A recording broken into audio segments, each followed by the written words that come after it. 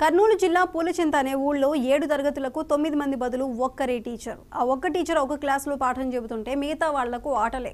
190 మంది పిల్లలున్న upper primary స్కూల్లో 20 రోజులకు పైగా ఇదే పరిస్థితి. మాకు టీచర్లు కావాలంటూ వేడుకుంటున్నారు అక్కడి పిల్లలు. స్కూల్లో ఎలాగూ టీచర్లు లేరు కదా, పొలం పనులకు రమ్మని తల్లిదండ్రులు అడుగుతున్నారని ఆవేదన చెందుతున్నారు అక్కడి పిల్లలు. మండల విద్యాధికారిని అడిగితే డీఈఓను అడగమంటున్నారు.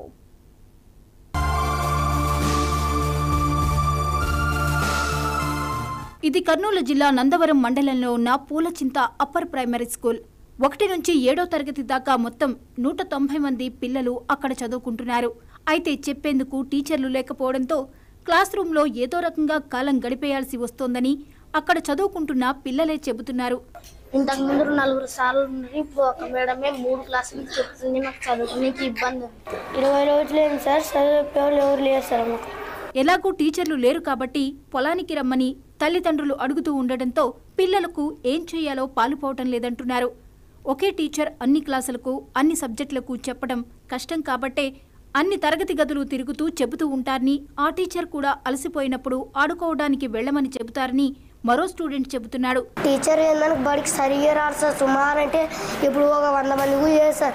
మాకు అసలు ఎంతమంది టీచర్ అయ్యాక ఎంత టీచర్ ఇంకా రెస్ట్ తీసుకుంటారు సార్. ఇంకా మమ్మల్ని బాగా కొద్దిసేపు ఆడుకోపోయినట్టు సార్. ఇంకా మమ్మల్ని ఆడుకున్న తర్వాత బయటకు వచ్చిన తర్వాత ఇటు అంటారు సార్, మీకు తెలుగుతోటి బుక్ తీయండి అంటారు సార్. చెప్తా సార్, గంట పాఠం చేస్తారు సార్. ఇంగ్లీష్ భాష బుక్ తీయండి సార్ అంటది. ఇంకా తీస్తాం సార్. తీసిన తర్వాత టీచర్ ఇంక దాంట్లో పెద్ద పెద్ద పాఠాలు చెప్తారు సార్. చెప్పిన తర్వాత మరి ఆ పాఠం రాయడానికి వేరే క్లాసు వేసి వాళ్ళకి చెప్పొస్తా సార్. ఇంకొంచెం టీచర్ రెస్ట్ తీసుకుంటా సార్. ఫస్ట్ క్లాసుకి పోతా సార్, నేను చెప్పి రాయండి అంటే సార్. ఇంకా అవి రాసి చూపించిన తర్వాత మరి మా క్లాస్కి వచ్చి కాసి అడిగిపోతా సార్.